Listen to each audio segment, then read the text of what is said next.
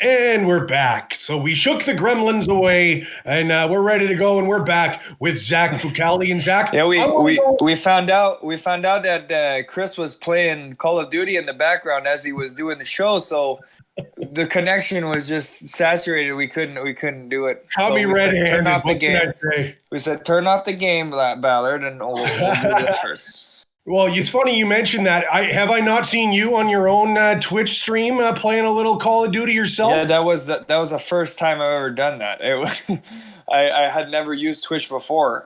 It was fun though. We did it for the charity for I think what it was called. It was for emergency responders, Cool. and it was for the ECHL Emergency Response Fund also. So had a few buddies on there, and we thought it was a good cause, and we played some games, had some fun, a few laughs. That was pretty cool.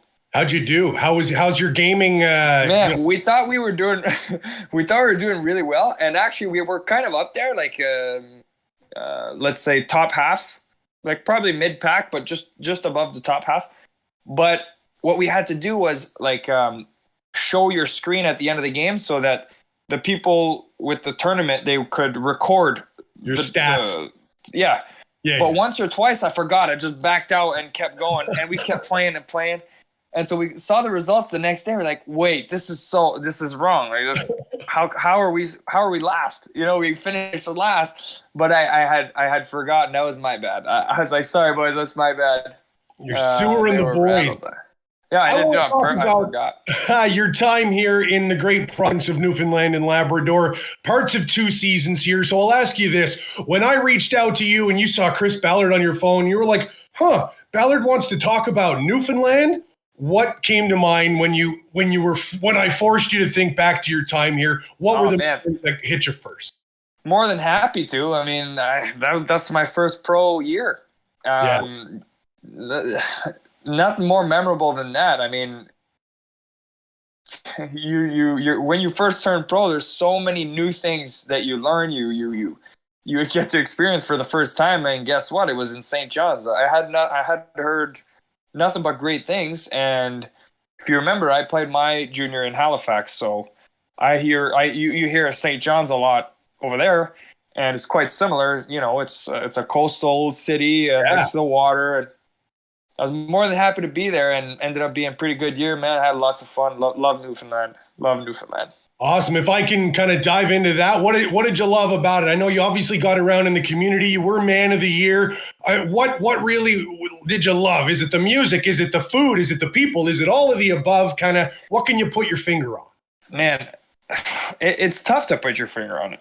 Yeah. Like I said, it was my first year, so I was kind of like there was all these great things going on. First of all, um, having that rink, it wasn't a 20,000 rink, but you have that fill for us. You know, that's pretty awesome. It was great. The fans were great for us, and then there's live music everywhere, which is really fun.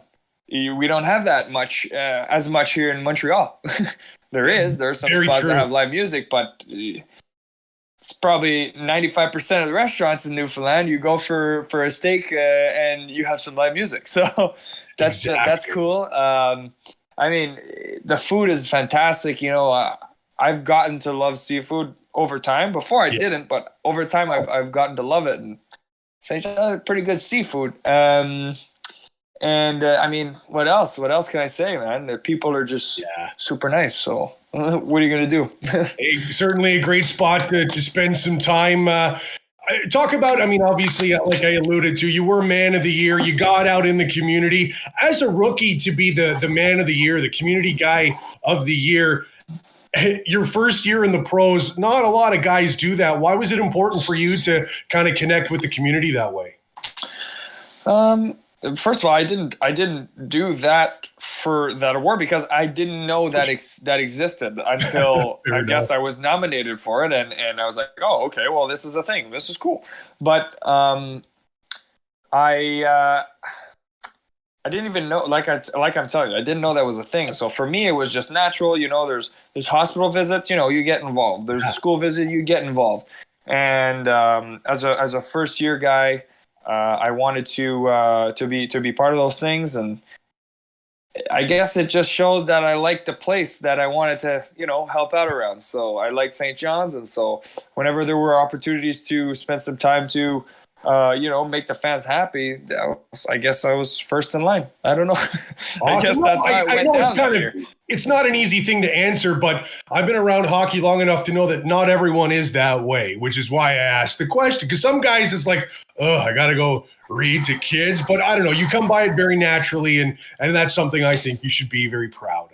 Yeah, and it's important, right? It's important because absolutely, the fans, they show up. So at some point you gotta show up for your fans, and that's why we prepare to perform, and vice versa. I love it. What do you remember about playing the actual hockey here in Newfoundland? A couple of pretty good teams, not a whole lot of playoff success, but kind of a weird time for the Habs affiliate at that time. What do you remember about the on ice and the boys in the room?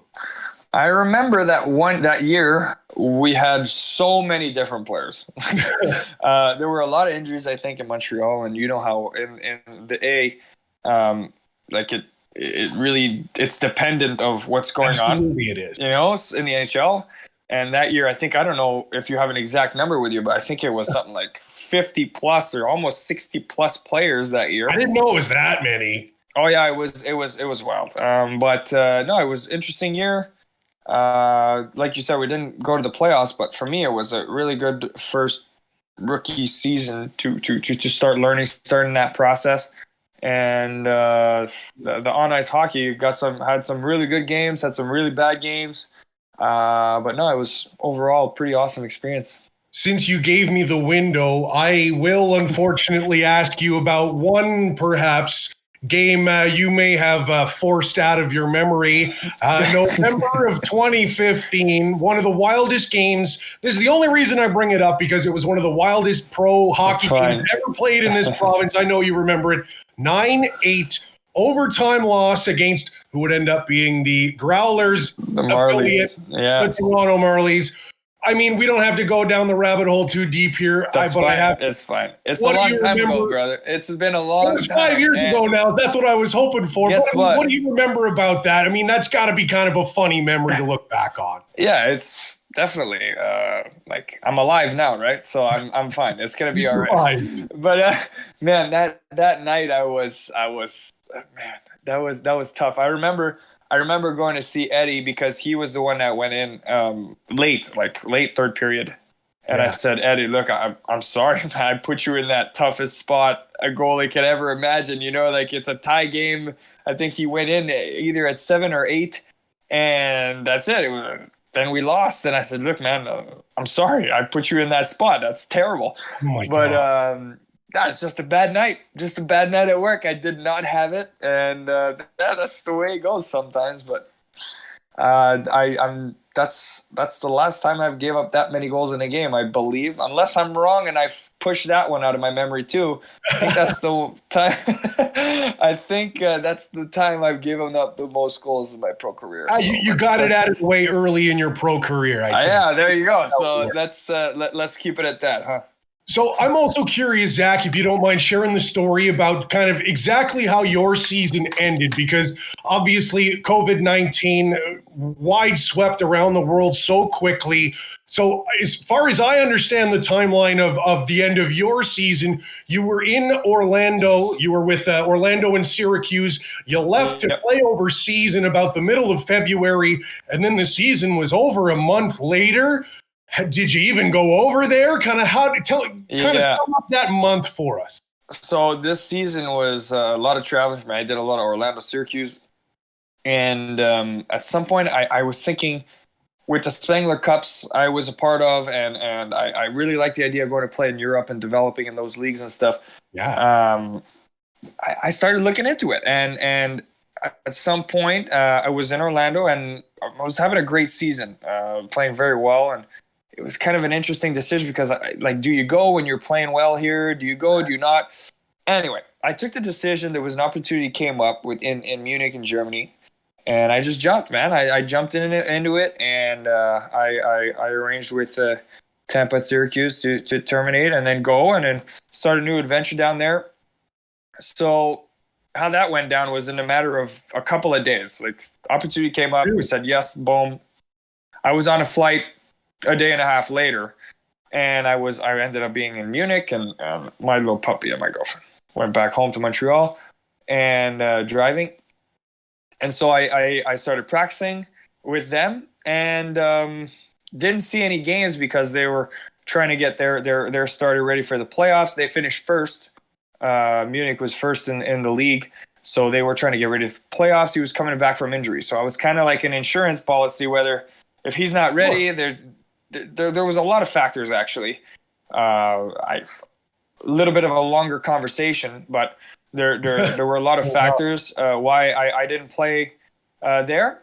But when the season ended, well, congrats guys, like, you're first in the league. This is great. And let's get ready for the playoffs, big playoff run. And then one day there's a meeting and season's canceled. So I was there for 3 weeks, and then I was on a flight back and didn't play any games. And that's it. So that was my first experience in Europe, but it was a great time, man. Munich is amazing. And you would have been over there with actually a guest we had on our show last week, Jason Jaffrey. Did you have much encounter with Jaff over there? Actually, I think Jaff was the guy I had lunch with 3 times a week, pretty much, after practice. No way! There's a little restaurant next to the rink where pretty much the whole team goes to eat, and our timing just went so that I was practicing a little bit after the whole team practice. You didn't want to have too many goalies on the ice, so I was kind of practicing after. And then it just so ended up that the timing was we would always end up at the restaurant at the same time. So Jeff and I got to a lot of good conversations, man. As you guys know, he loves St. John's. We talked about St. John's. Like, this is truth, man. We talked mostly about our time in St. John's. That's mostly what our conversations were. I love hearing that. You could confirm that with him. That was just awesome. It was just a great guy. I probably will. Last week's episode was like 2 hours long because all he could do was just remember more and more. So I'm glad you got the same experience that all of our viewers got here last week. Super lucky I got to be with him. He had a great career. He just finished, I think. He just retired this year. Kind of an interesting way to finish it, but he's got championships. He's got experience, man. I was happy and happy to talk to him about that, and I learned a lot from him in just a few short weeks, man. That's for sure. Honest to God truth there. Well, Zach, a quick peek at your Instagram, which is excellent, by the way. Lots of dog pictures on there for all of you. Zach_Fucale. Go check it out. It will also show that, reading between the lines, you're more than just a goalie. You really strike me as a goalie gear aficionado. You love your gear. You've been talking so much lately about your new gear, your Lefebvre gear. Kind of maybe talk about that. I know we have a lot of goalie geeks in our fan base here. Maybe kind of speak to why Lefebvre and why that's your go-to. It's funny you get that impression that, like, I'm super into the gear, because I haven't always been like that. For me, I had my pads, and let's just reorder the same ones with different colors, and that's it. That's how I was. But this year is kind of interesting because CCM and Lefebvre, they separated, and Lefebvre started making their gear. So it was kind of interesting. I got to have a whole new experience with a whole new different pad, and then I kind of fell in love with it, like you were saying. So been talking a lot about it, and I was one of the guys that started to use it first. I'm really lucky. Pat and the whole Lefebvre family are just amazing to me. And so I've been answering a lot of questions on guys that haven't had the opportunity to, right? So I'm getting a lot of questions and trying to give as much info as I can. So the Fave gear is, according to me, it's the best quality equipment made right here in the backyard in Montreal. It's the best quality equipment. These guys have been doing it for 30 plus years. They did Patty. So I remember seeing the name on even my old goalie pads from when that was a thing. Oh yeah, for sure. So to me, it's just a pleasure to kind of like dive into the new stuff, and I got my pads there, and I love it. So that's just it. I mean, So I'll ask you this: When you went to Germany, did you have did you have to switch equipment? Because I noticed you had those pads on that have the big stickers with the ads on them. Yeah, yeah. Are they tough to get used to? Did you have to change your setup at all? No, I just walked in the room at one day and they had put the stickers on it. Like these things are like stuck to it. I tried to take them off, dude. It took me an hour to get them off, and get all the glue off. It was pretty wild. But no, it's nothing too different with the stickers. But yeah, I had already ordered them before I took the decision to go to Germany, so that we just had to change the shipping address. That's all we had to do. Hey, perfect. No harm done. So, Zach, we're running out of time with you here. We'll give you a couple of quick hit questions based on what I do. I know you're a big MMA fan. Pardon me. I just want you to give me your pitch, best pound for pound MMA time. Best pound for pound MMA fighter. I mean, I don't know. It's tough to argue against Conor McGregor. It's tough. But there's so many good fighters, emerging fighters. John Jones is an amazing fighter, but although it's been a little bit disappointing to see sometimes. But this could be a tough conversation. Like we were talking before the show. What was the rabbit hole we almost went down there?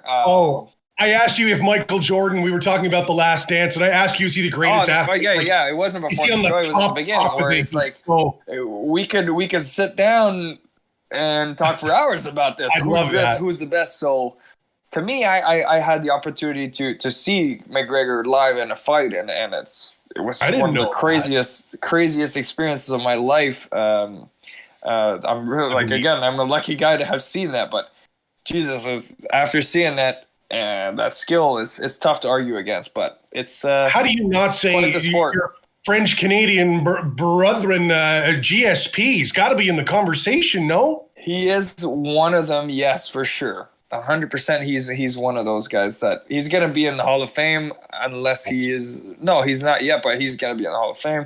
He's for sure, man.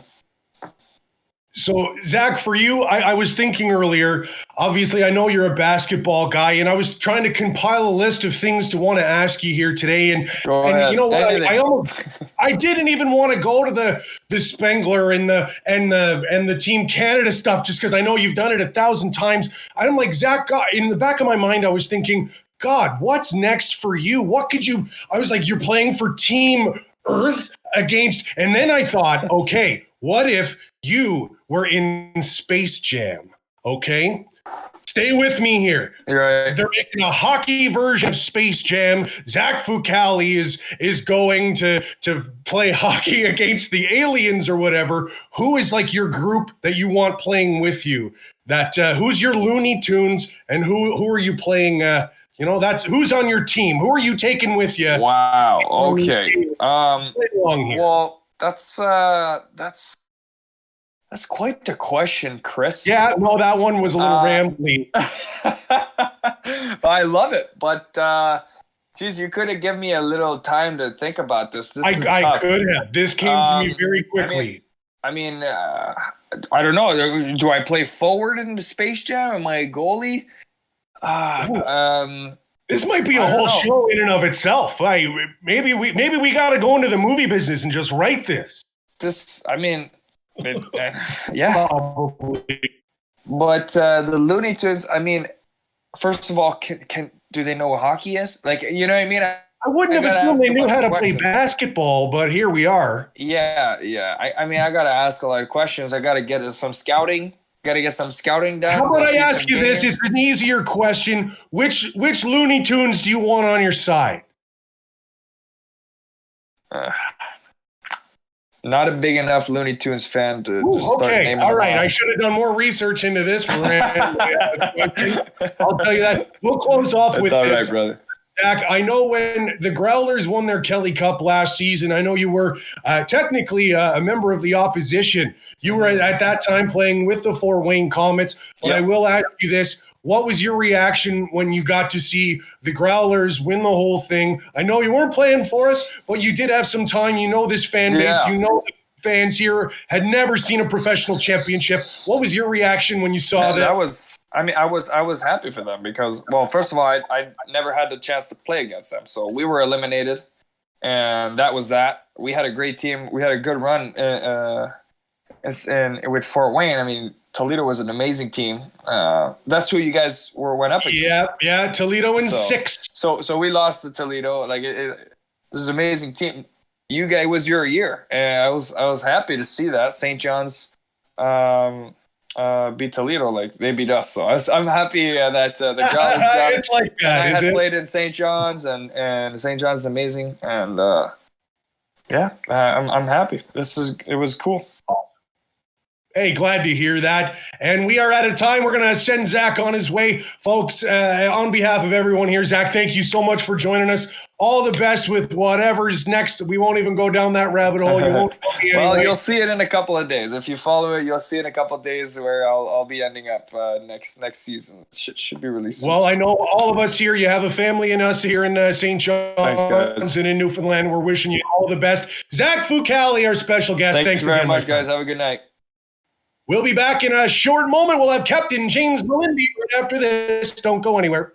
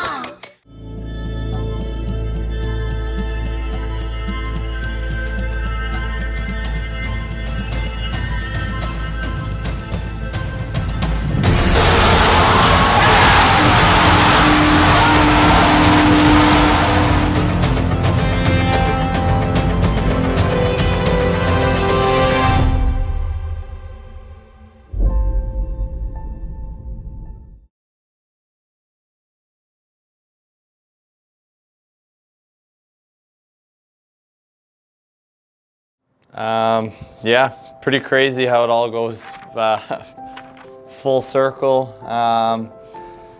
Picture of me and Buddy. It's funny enough, last season he found this picture wherever, I have no idea, but I showed up to the rink one day and it was in my stall. 2 copies, one for myself and one for him, and it's a tiny James Melindy and some of my buddies, and down to the rink idolizing Buddy, and I kind of signed a copy for him. The message I wrote on his copy, the ongoing joke, I guess, for me and him was last season I had my hand hurt for the majority of the season, so we said save the knuckles with the fist pumps and tap the elbows instead. So that's kind of where it all came from. And after every game that we win, we always give each other an elbow tap.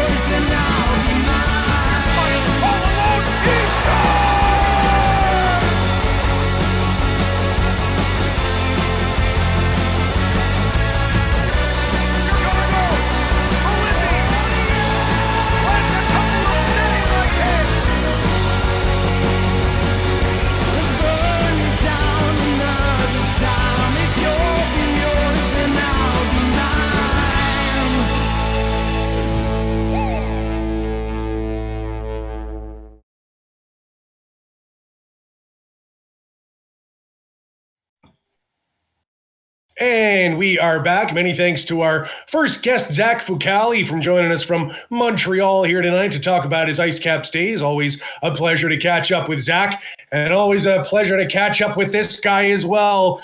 Please welcome to the program the only gentleman to ever wear a C for your Newfoundland Growlers. Live from his kitchen in the Ghouls, Newfoundland and Labrador, we got James Melindy.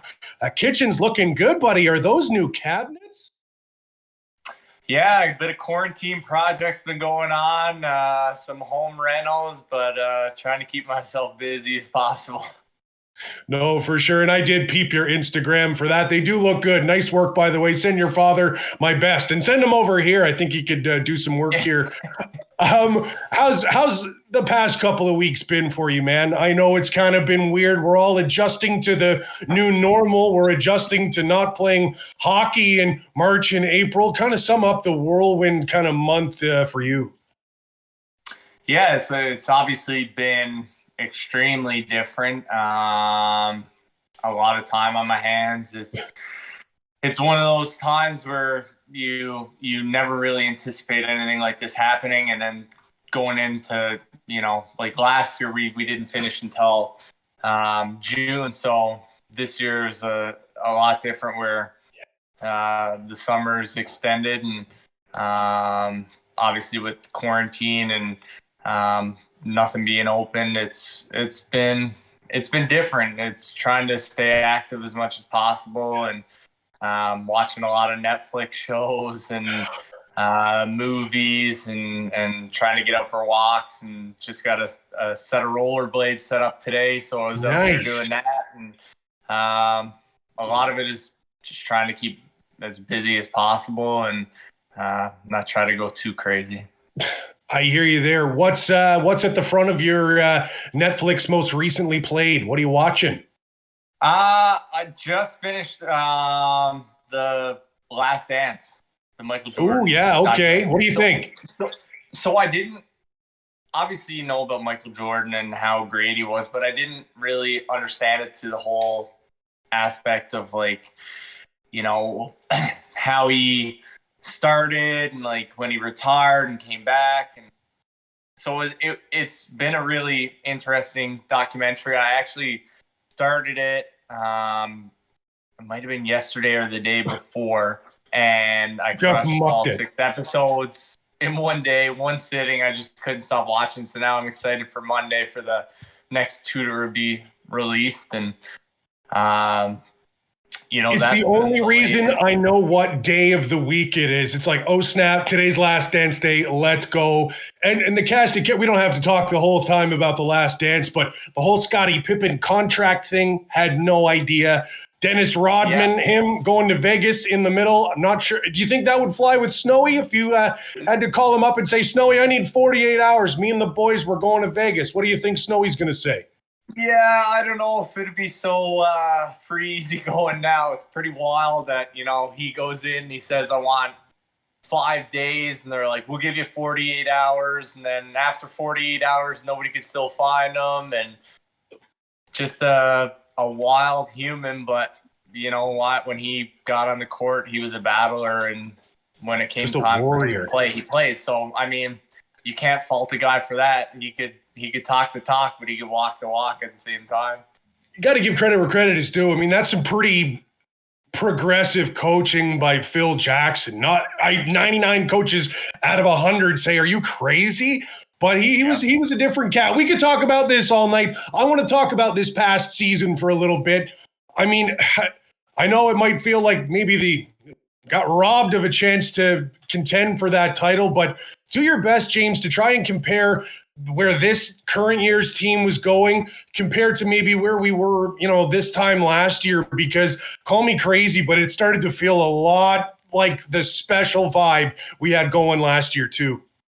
Yeah, I mean, when you go into a season, you don't know what to expect because there's a lot of new players and faces coming in. And obviously speaking with Snowy in the summertime and to when I signed was kind of get the same feeling that, you know, the team is going to be good again this year. We're going to have a lot of pieces come down from the Marlies and from the Maple Leafs, and team's dynamic is going to be a tad bit different with, you know, obviously our forwards are still going to be skilled and fast, but our D in stature and weight really shrunk up quite a bit. But when you look at our back end, there was a lot of guys that were like highly skilled. So much skill. You know, we didn't spend a lot of time in our zone because guys were that quick at, you know, making the first pass and getting up the ice. So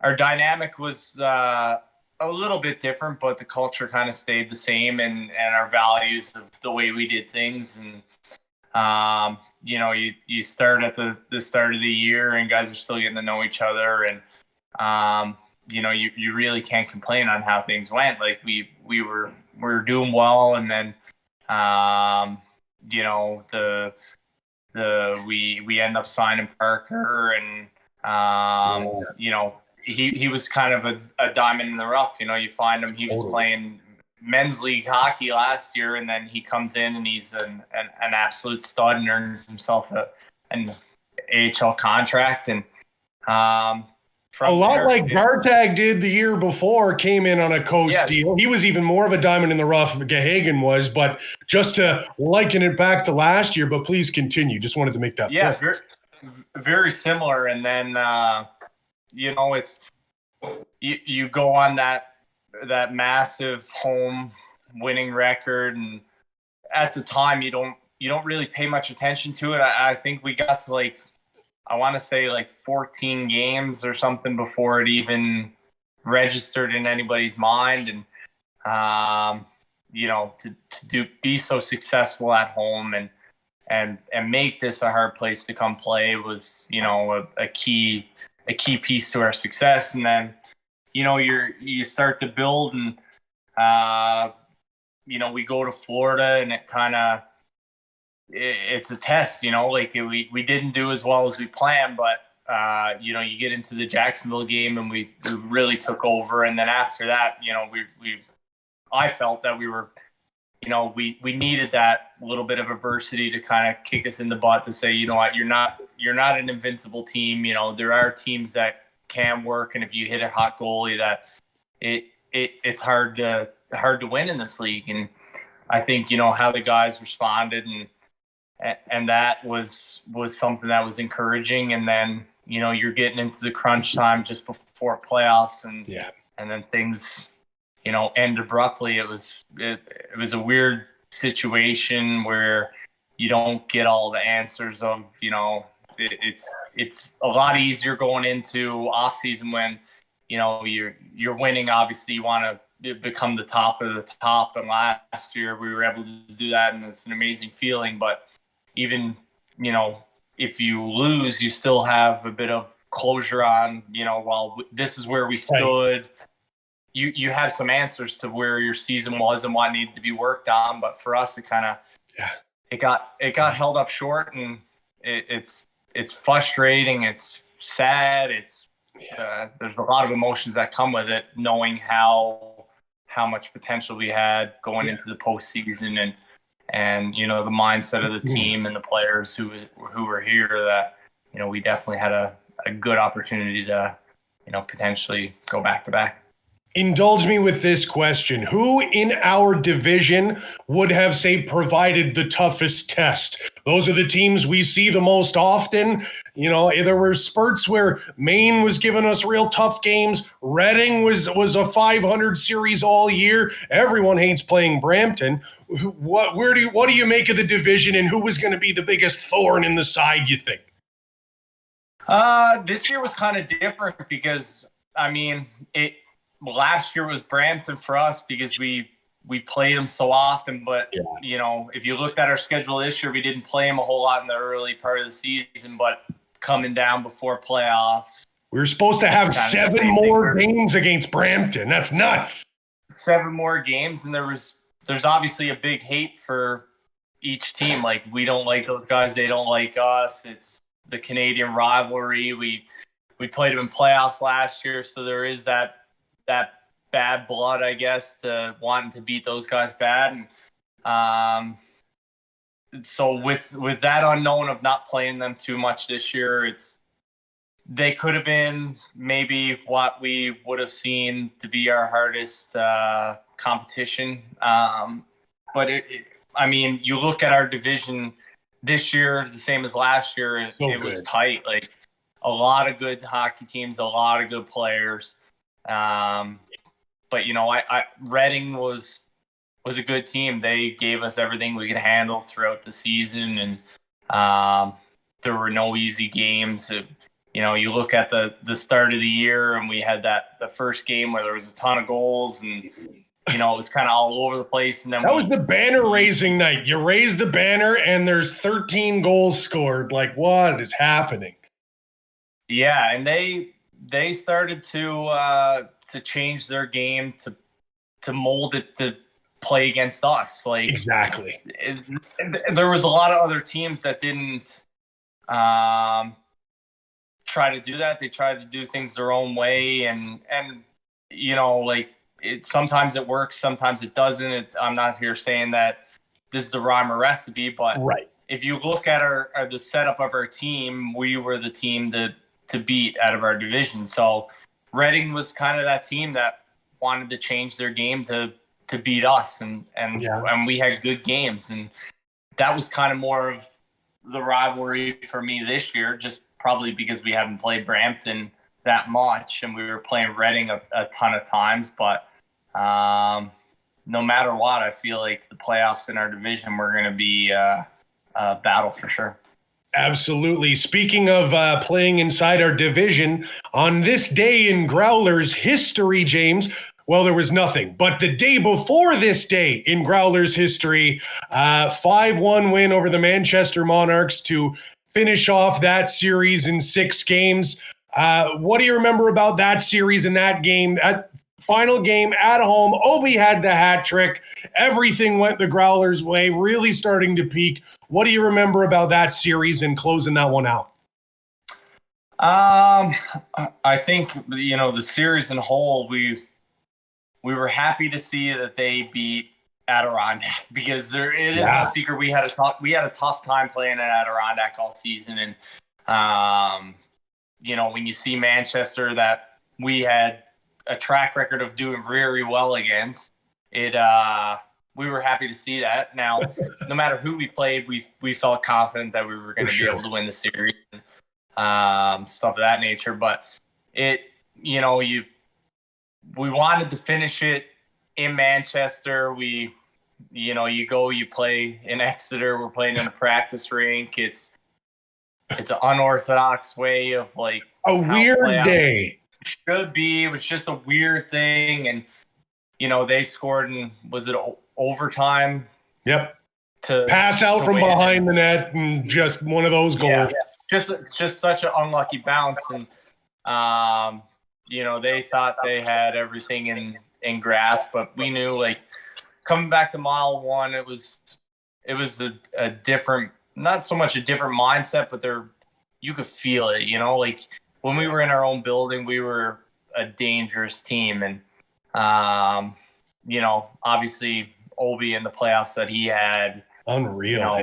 When it comes down to big times of the year, your big time players show up, and when it comes to ending a series, to have a hat trick and just kind of take it upon yourself is huge. But the special part for us was we had 10 forwards, and the guys that weren't playing all could have been that player. So it was very unique. But no, we were ecstatic to head and take on Florida. No kidding. Now that it's essentially been a year, kind of a silly question and a hard one to answer maybe, but what's different now that you've had a year to look back on the championship and winning at home, and for yourself wearing the C and all of that, different than, say, when we last caught up for one of these lengthy chats for the podcast back in October? Obviously, you've had an extra 6 months or however long it's been to soak it all in. How is it maybe different now? What are you feeling now, maybe compared to when it all first happened? Sum it all up. Yeah, it definitely took a while to sink in, because you win, and it's a feeling that you can't put into words or anything. It's a special time, man. You get out on the ice and stuff like that, but when you finally get in the dressing room, you kind of take that deep breath, and everything is, you're the top of the leaderboard and the champions of the year. It's an amazing feeling, but there's a couple weeks after where it's just absolute madness, and the guys are having a really good time, and you lose track of how special it is. You don't really take a whole lot of time to sit back and go through things, and obviously for me, getting close to that playoff time and knowing how fun it is, when games are so meaningful, and for us, the weather is getting better. It's getting nice. Finally.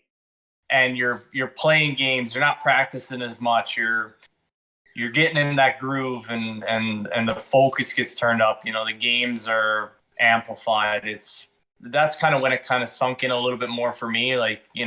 Heading up to playoff time, just being, this is a feeling I want to have again. And that's kind of. I miss it so much. It's devastating. But let's turn it around to maybe some of the lighter moments of the season. I know I asked you before we got on here. I'm like, listen, I'm going to ask you for some kind of stories. You especially on our first podcast, the Growlers Nation podcast, episode still available on Spotify and wherever you get your podcasts. You told people love the behind the scenes stories from you. You painted the picture as someone who likes to have a bit of fun on the road, a little bit of a prankster. I will allow you, we'll let you share one story that I knew that came out of this year, and I just thought this was hilarious. We were at Boston Airport. I don't remember which trip we were at. I don't know. It was the middle of winter, probably a snowstorm, but you decided to have a little fun with some passerbys. Tell us the story. Yeah, so I might have played in Rapid City, and we would fly quite a bit, and we would always get dental floss and put, like a $5 bill or whatever, and put it out in the middle of the aisle. And then when somebody come to grab it, we would yank Classic. So it's kind of funny that it was, I want to say like 3 or 4 road trips in a row where I was trying to find non-wax dental floss, but in the airports all they sell is wax, and I'm assuming it might be for that reason of like you can actually see it. So it was like 3 or 4 road trips for sure where it was like I couldn't find anything, and then we were in Maine, and I think they had a sewing kit. So I looked into it. They had like white line. I'm like, perfect. White thread. I'm like, this is going to be excellent.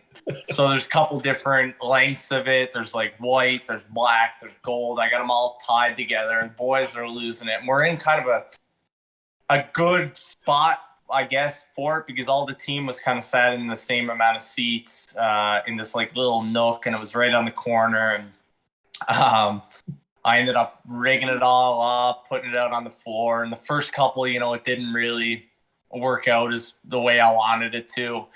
But then I got a couple people just bad trying to reach down and grab it. The boys were a little laughing there. I was sitting alongside with like my phone tucked, trying to be inconspicuous. I'm not going to be the guy to ruin this. And I remember you wouldn't expect it to be so funny because it's a classic. No one's ever going to fall for that. It was so good. So funny. And people just like, I guess if you see money, like, why wouldn't you try to pick it up? It's, and I forget I think it was only $1 bill, because I was like, I'm not putting anything bigger, because if it was me and somebody's doing it to me, I'd step on the bill and I'd take it. That's it. Sorry about Absolutely, 100%. But we had a couple people, that were just hilarious. All the boys were crying, laughing, and just I think the funniest part was just like the anticipation of like people coming and everybody like getting ready for it. And here he comes. Be cool. And nobody's like looking, and then all of a sudden like somebody passes by and you're like, how'd they miss it? And, it was hilarious. And I mean, for me, it's little stuff like that, but it keeps things light, It's important. I just like being that kind of jokester too, where, keep things light, like I said. And luckily there was no sock bandit this year, but probably would have got pegged on me again. We had Marcus Power on an earlier episode, and we asked him about it, and I'm like, Marcus, how's all your socks this year? He's like, they're fine. Next question. So I think he thought it was was it Matt Bradley at the end of the day? Yeah, it was Brad's. Friggin' Brad's bye. And I got blamed for it. But I mean, it comes with the territory, because James, we even go into other buildings in this league, and I've seen people with your face printed out and passed out to a whole section of people. You get booed in buildings where you've played before. Every time you touch the puck in Portland, you hear about it. What's that like, kind of having that reputation, either as a jokester or as a pest on the ice? It seems to follow you around, but you also seem to feed off it. Yeah, I mean, anytime that, the fans are on you or whatever, it is funny, because I don't care, and my game has changed over the years, and I'd like to think that if anybody was to hound me, they should have hounded me 3 or 4 years ago. And now it's just kind of funny.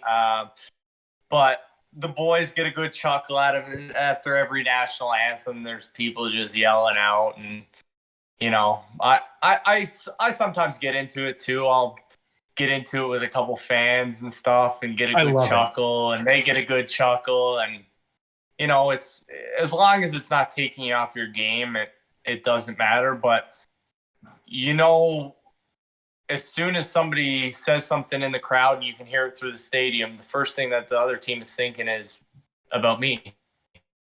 You're in their head, man. That's free real estate, baby. And I got a lot of hotels in a lot of guys' heads.